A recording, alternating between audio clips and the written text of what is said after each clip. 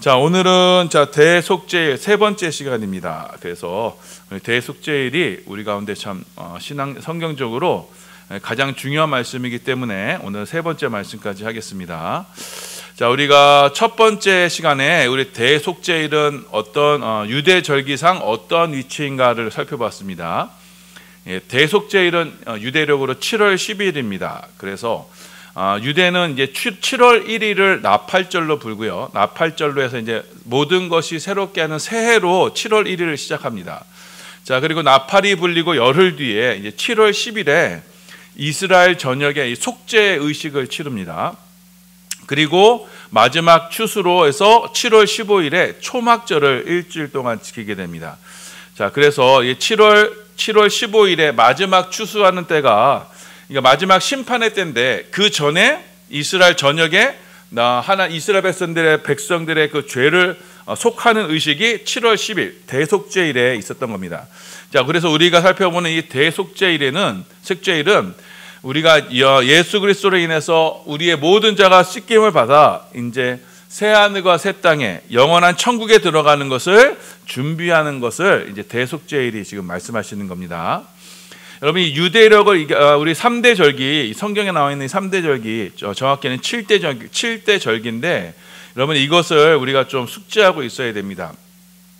이걸 잘 모르면요, 이제 이단들이 와가지고 너 이거 알아? 하면서 딱 들어올 때 이거 이제 무방비로 당하게 돼요. 그래서 성경에 있는데 목사님은 말씀을 안 해주셨네. 그러면은 여기가 진짠가 보다 해가지고 많은 사람들이 이단에 넘어가죠. 그래서 하나님의 교회나 신천지나 이런데, 옛날엔 통일교 이런 데가 이제 이런 거를 장막 성전, 나팔절 이런 걸 자꾸 해가지고 사람들을 이제 미혹했던 것을 봅니다. 자, 그렇게 대속죄일은 이제 7월 10일 날 치러지고, 그래서 7월 15일 날 이제 마지막 추수 초막절을 지키게 되는데, 그래서 대속죄일에 우리의 모든 죄가 용서함을 받아서 마지막 추수의 때를 기다리게 된다라는 것을 살펴봤습니다. 그리고 이제 두 번째 시간에 이제 대속죄일에 치러지는 예식에 대해서 우리가 함께 살펴봤어요. 자, 지난 시간에 봤던 것처럼 대속죄일에는 어떤 예식을 치렀느냐? 대제사장이요, 지성소, 아무도 들어갈 수 없는 그 지성소에 1년에 단 한 차례 이 대속죄일에 대제사장이 홀로 들어갑니다. 그때 입는 옷이요, 세마포 옷이에요. 그러니까 모든 것을 흰색으로, 그러니까 속옷과 바지와 관, 모든 것을 그러니까 세마포로 입고 들어갑니다. 이것은 무슨 의미냐면은 회개를 의미하는 거예요. 내가 하나님 앞에 이스라엘 백성들의 죄와 나의 죄를 회개합니다라고 하면서 대제사장이 그 세마포 옷을 입고 하나님 앞에 나갑니다. 이때도 그냥 나가는 게 아니라요, 향을 피우며 나가요. 이게 무슨 의미였냐면 이 향기로운 향을 피우면서 속죄소 앞을 가리는 거예요. 그래서 대제사장이 맨몸으로 하나님을 대면하는 게 아니에요. 그러니까 향을 통해서 하나님을 대면하는 거예요. 그 향이라는 것은 이제 그리스도의 향기라 그래서 예수를 통해서 우리가 하나님을 만나게 된다는 것을 상징한다고 그랬습니다. 그렇게 대제사장이 향을 가지고 하나님 앞에 나아가서 그때 뭘 하느냐? 이스라엘 백성들의 죄를 위해서 속죄 예식을 치릅니다. 그때 어떻게 치르냐면 염소 한 마리를 잡아서 그 피를 가져다가 이스라엘 쪽으로 피를 7번 뿌리고, 그리고 지성소 법궤 위에 그래서 속죄소 위에 피를 7번 뿌림으로써 그 피를 뿌림으로 이스라엘 백성들의 죄가 용서받는 것입니다. 자, 레위기 16장 15절입니다. 우리 함께 봉독합니다. 시작. 또 백성을 위한 속죄제 염소를 잡아 그 피를 가지고 휘장 안에 들어가서 그 수송아지 피로 행한 같이 그 피로 행하여 속죄소 위와 속죄소 앞에 뿌릴지니. 이렇게 피를 뿌림으로써 이스라엘 백성들의 죄가 용서받는 거예요. 자, 그런데 그래서 이 피 뿌림이 없이는 이들이 하나님 앞에 나올 수가 없습니다. 그 대제사장이 뿌리는 그 피로 말미암아 이스라엘 백성 가운데 전 이스라엘 백성들이 죄 용서함을 받고 이제 마지막 추수 때 하나님 나라에 들어가게 되는 겁니다. 자, 그런데 이 모든 일이 어디서 일어났다 그랬어요? 바로 지성소 안에서 일어났어요. 지극히 거룩한 초소인 지성소 안에서 일어난 일이었어요. 자, 그래서 이 지성소 안에서는요, 이 안에서 일어난 일은요, 밖에 있는 일반 백성들은 아무도 알 수가 없어요. 왜냐하면 이 지성소는 하나님과 대제사장 사이에서만 일어났던 일이 있기 때문에 일반 백성들은 알 수가 없어요. 그거는 비밀에 속해 있는 거예요. 자, 그래서 대제사장이 지성소 하나님 앞에 홀로 나가서 이스라엘 백성들의 죄를 용서를 구했던 것처럼 예수님은 우리의 대제사장이 되셔서 우리의 죄를 위해서 하나님 아버지 앞에 홀로 나가셨던 거예요. 자, 그래서 십자가에서 저와 여러분을 위해서 피를 흘려주심으로 그 피 뿌림으로 말미암아 우리가 죄 용서함을 받게 된 거예요. 그래서 여러분, 이 십자가의 대속은 지성소 휘장 안에서의 그 비밀에 속한 겁니다. 아무도 깨달을 수가 없어요. 누구만 이 십자가의 비밀이 깨달아지느냐? 바로 하나님께서 택하신 성도들에게만 그 비밀이 나타나게 됩니다. 우리 골로새서 1장 26절 27절입니다. 예, 봉독합니다. 시작. 이 비밀은 만세와 만대로부터 감추어졌던 것인데 이제는 그의 성도들에게 나타났고 하나님이 그들로 하여금 이 비밀의 영광이 이방인 가운데 얼마나 풍성한지를 알게 하려 하심이라. 이 비밀은 너희 안에 계신 그리스도니 곧 영광의 소망이니라. 이제 하나님의 비밀이 이제 여기 숨겨져 있어요. 십자가는요, 세상 사람들이 보기엔 정말 미련하고 어리석은 길이에요. 하지만 구원받은 이들, 하나님의 선택받은 백성들에게는 이 십자가야말로 하나님 앞에 뿌려지는 그 십자가 대속의 피라는 것을 깨닫게 되고 그 십자가로 말미암아 하나님 아버지 앞에 나아갈 수 있게 되는 겁니다. 자, 이것이 지성소 안에서 있었던 일이 되는 거예요. 자, 그리고 오늘 말씀은 자, 우리 지성소 두 번째 내용이 지성소 안에서 어떠한 일이 있었는가의 것을 기록했다면, 세 번째 오늘 말씀은 이 성소 밖에서는 어떠한 일이 있었느냐를 오늘 말씀에 기록하고 있습니다. 자, 하나님께서 이스라엘 백성들의 죄를 속하는 날, 이 대속죄일에는요, 하나님께서는 속죄 제물을 무엇으로 준비하라고 하냐면 염소 2마리를 준비시키셨어요. 자, 레위기 16장 5절 말씀이에요. 봉독합니다. 시작. 이스라엘 자손 회중에게서 속죄 제물로 삼기 위하여 순년소 2마리와 번제물로 삼기 위하여 순양 1마리를 가져갈지니라. 자, 이스라엘 백성들의 전체 죄를 위해서 순년소 2마리가 필요했어요. 자, 이 2마리 중에 여러분 제비를 뽑아서요, 1마리는 지난 시간에 왔던 그 지성소에서 뿌려지는 피로 그 1마리를 잡아서 하나님께 드립니다. 자, 그리고 2마리 중에 1마리는요, 나머지 1마리는 아사셀을 위해서 남겨둬요. 자, 레위기 16장 8절입니다. 봉독합니다. 시작. 2 염소를 위하여 제비 뽑되 한 제비는 여호와를 위하고 한 제비는 아사셀을 위하여 할지며. 아사셀. 그러니까 2마리 중에 1마리는 하나님 앞에 잡아서 그 피를 가지고 하나님께 드리고 1마리는 아사셀을 위해 남겨둡니다. 이 아사셀이 무엇이냐면, 여러분, 이 아사셀을 어떠한 귀신의 이름이다 이렇게 말씀하시는 분들이 있는데 절대 그게 아니에요. 자, 아사셀이라는 게 무엇이냐면 아잘에서 나온 거예요. 아즈라는 것이 염소라는 뜻이고 아잘이라는 것은 보내다, 떠나다 이런 뜻입니다. 자, 그래서 아사셀은요, 떠나보내는 염소라는 뜻이에요. 자, 그래서 오늘 각주에 보면은 그 아사셀이란 단어 옆에 보면은 1번 내려보시면은 보내는 염소라는 이렇게 각주가 돼 있어요. 그러니까 아사셀이란 말은 보냄받기 위해서 선택받은 암소라는 거예요. 자, 1마리는 두 마리 중에 1마리는 죽여서 그 피를 가지고 지성소를 속죄하는데, 그러니까 이스라엘 백성들을 속죄하는 피로 뿌려지고, 1마리는 광야로 떠나보내기 위해서 택하게 되는 거예요. 자, 이 1마리 염소를 광야로 보냄으로써 이 또한 하나님께 바쳐지는 겁니다. 레위기 16장 20절이에요. 봉독합니다. 시작. 그 지성소와 회막과 제단을 위하여 속죄하시기를 마친 후에 살아있는 염소를 들이되, 살아있는 염소가 이게 아사셀, 그러니까 보냄을 받기 위한 염소라는 뜻이에요. 이거를 누구에게요? 하나님께 드리는 거예요. 자, 그래서 하나님께 양 2마리를 준비하는데, 염소 2마리를 준비하는데, 하나는 잡아서 피를 뿌림으로써 하나님께 드리고, 한 마리는 광야로 보내기 위해서 사용함으로써 그 아사셀로 하나님께 드리는 거예요. 그러니까 염소 2마리를 하나님께 똑같이 드리는데 하나는 죽여서 드리는 거고 하나는 살아서 하나님께 드리는 거예요. 자, 그런데 이 아사셀, 이 살아있는 염소, 이 아사셀을 광야로 보낼 때는요, 그냥 보내는 것이 아니라, 자, 대제사장이요, 이스라엘의 모든 죄를 가져다가 그 양의 머리에 안수를 하고, 그 양의 머리에 안수해서 그 염소 머리에 안수해서 염소가 이스라엘 백성들의 모든 죄를 짊어지고 광야로 보내지게 되는 거예요. 자, 레위기 16장 21절 22절입니다. 네, 봉독합니다. 시작.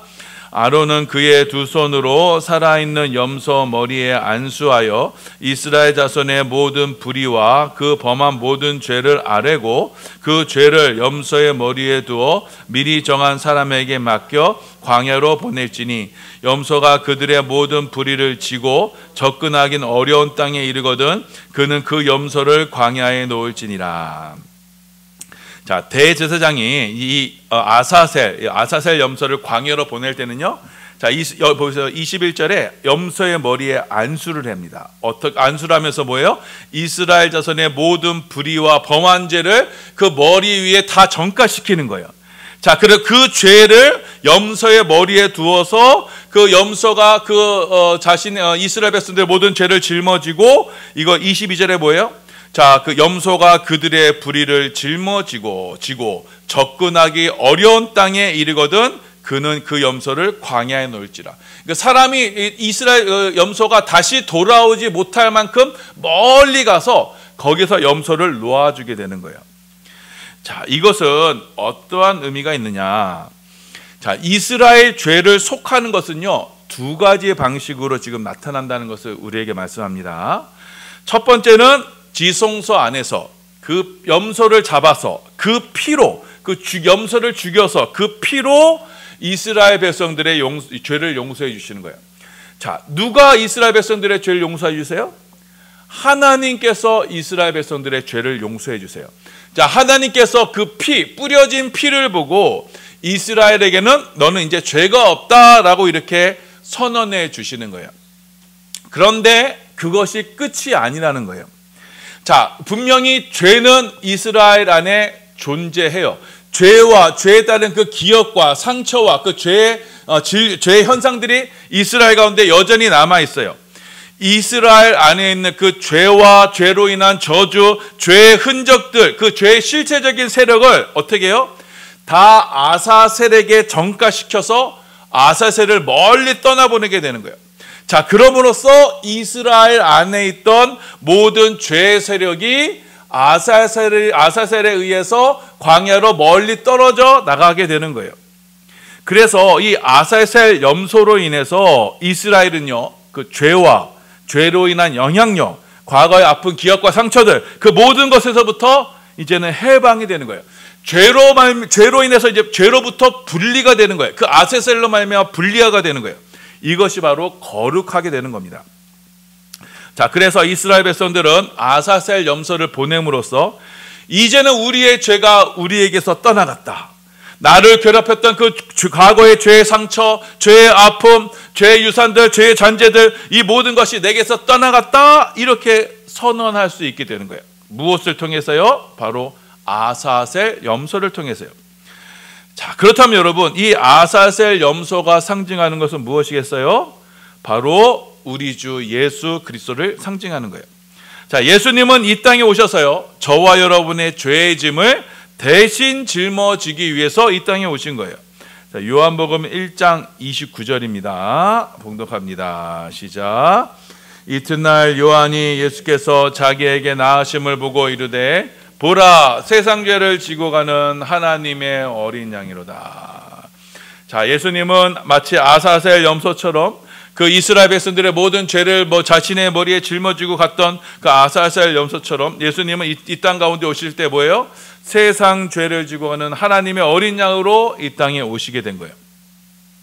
자, 그래서 예수님은 우리의 모든 죄의 짐을 대신 짊어지셔서, 자, 그래서 이제는 우리 안에 있는 모든 죄의 세력을 대신 짊어지셔서 우리는 이제 죄로부터의 완전한 해방을 우리 가운데 선사해 주신 거예요.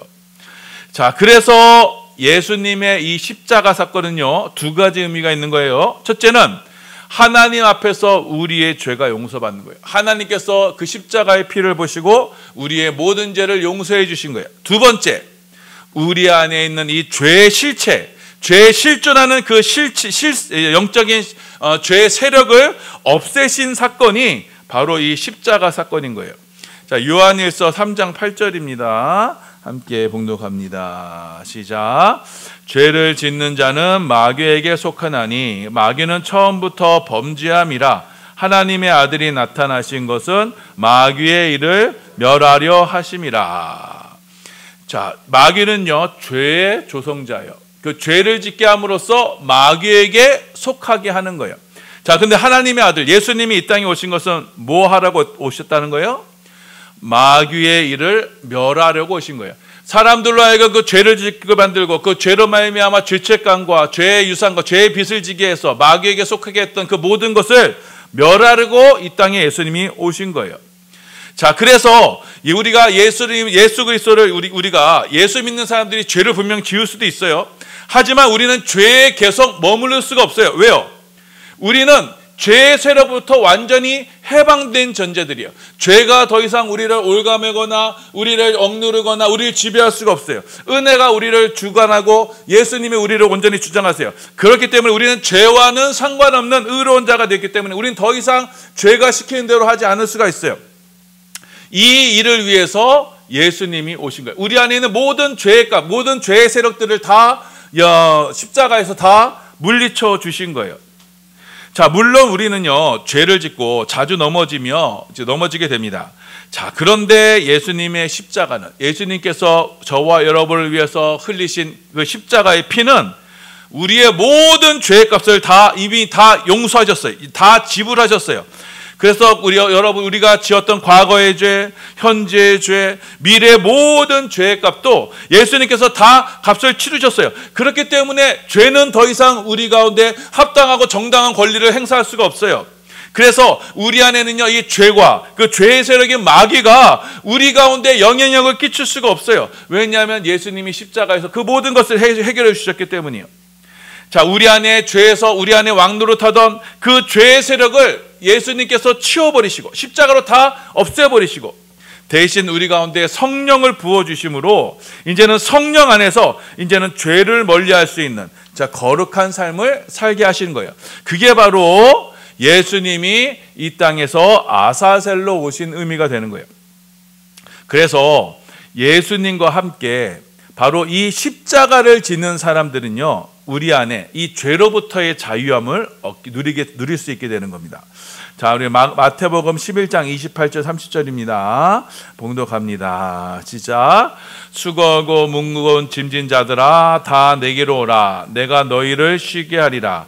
나는 마음이 온유하고 겸손하니 나의 멍에를 메고 내게 배우라. 그리하면 너희 마음이 쉼을 얻으리니 이는 내 멍에는 쉽고 내 짐은 가벼움이니라 하시니라. 네.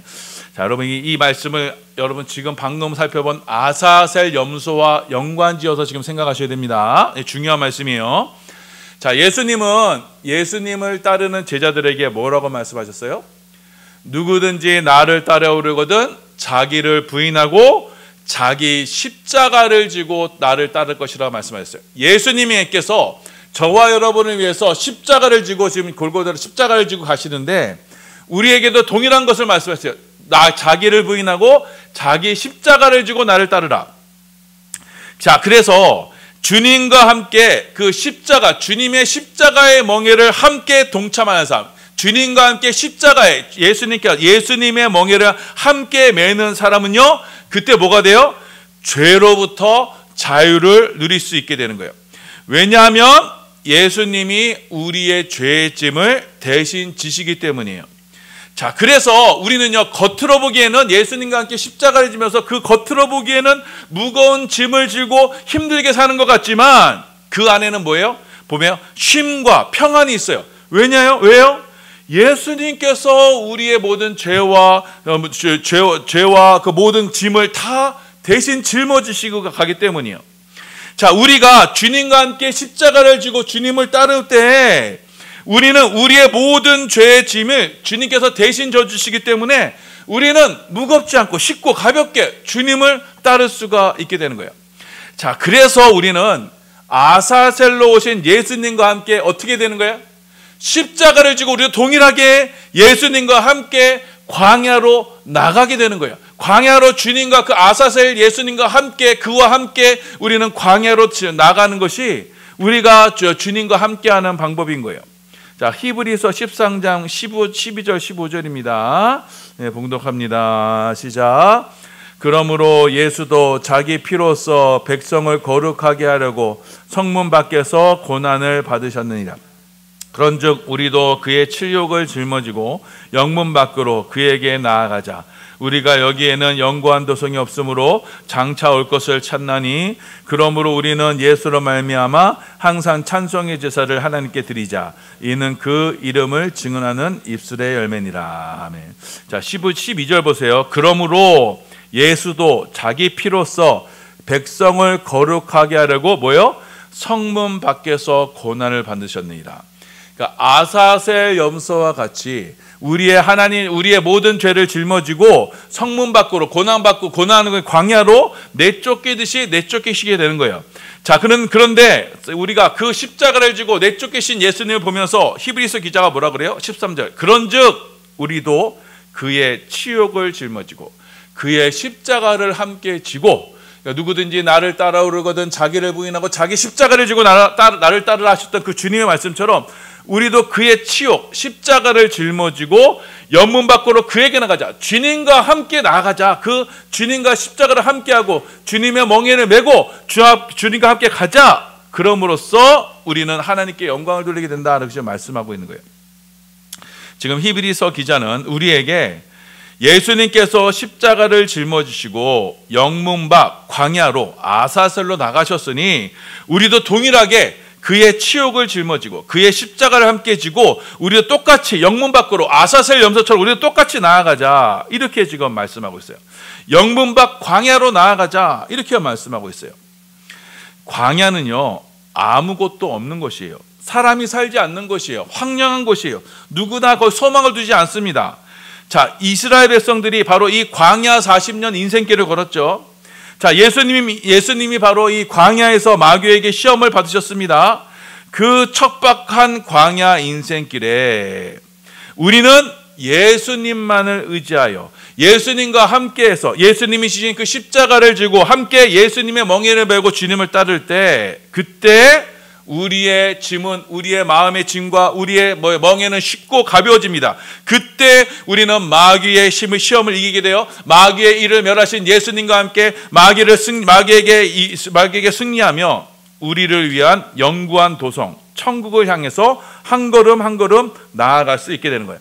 이스라엘 백성들이 광야 40년을 지나서 드디어 약속의 땅에 갈 수 있었듯이 우리도 그 광야 인생길을 지남으로써 이제는 하나님의 영구한 도성, 우리 약속의 땅으로 나아갈 수 있게 되는 거예요.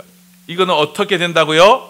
애굽 세상에 머물러 있어서는 안 되고 예수님과 함께 십자가를 짐으로 그 광야 척박한 곳으로 주님과 함께 나아가는 삶으로, 예수님과 함께 십자가를 짐을 삶으로, 그래서 그 광야로 나아감으로써 우리는 그 광야의 삶에서 하늘의 만나를 맛보게 되고 마귀의 시험을 이겨나가게 되고 그 광야에서 하나님의 말씀을 들으며 약속의 땅으로 나아가게 되는 거예요.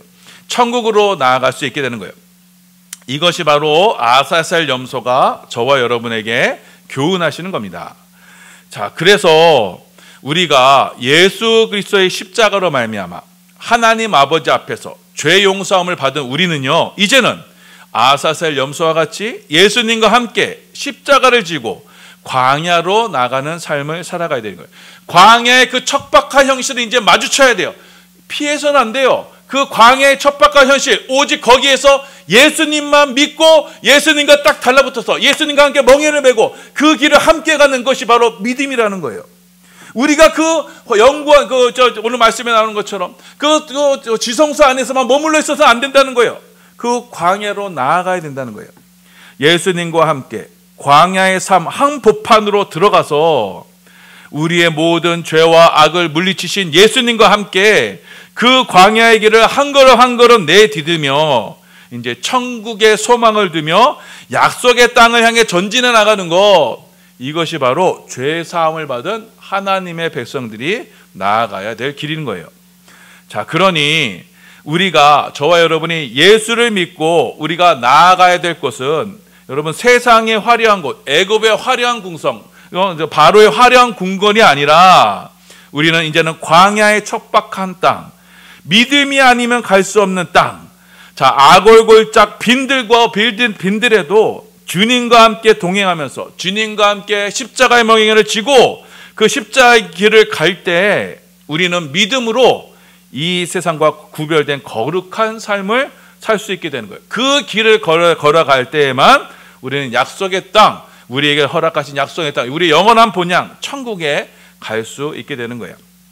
자, 이 말씀을 기억하셔서, 자, 신비에 속한 이 십자가의 삶, 이 믿음의 삶, 그 하나님 지성소 안에서 그 하나님 예수 그리스도의 핏부림으로 말미암아 구속함을 입은 저와 여러분은 이제 무슨 삶으로 나타낸다고요? 광야의 십자가 삶으로 나타나야 돼요. 광야의 삶으로 나아가는 것이 믿음의 증거가 되어야 돼요. 왜냐하면 그 십자가의 비밀을 깨닫는 사람은 기꺼이 십자가의 주님과 함께 그 믿음의 길을 걸 수 있기 때문이에요. 자, 그래서 이 십자가의 비밀을 깨달은 우리 모두는 이제는 이 광야로 나아가는, 그래서 세상은 이해할 수 없는 그 믿음의 길을 걷는다는 것을 기억하셔서 예수님의 십자가의 보혈로 죄 사함을 받은 우리 모든 반석의 성도님들, 이제 예수님과 함께 십자가를 지고 광야로 나아가는 축복의 성도의 삶 되길 바랍니다. 자, 그래서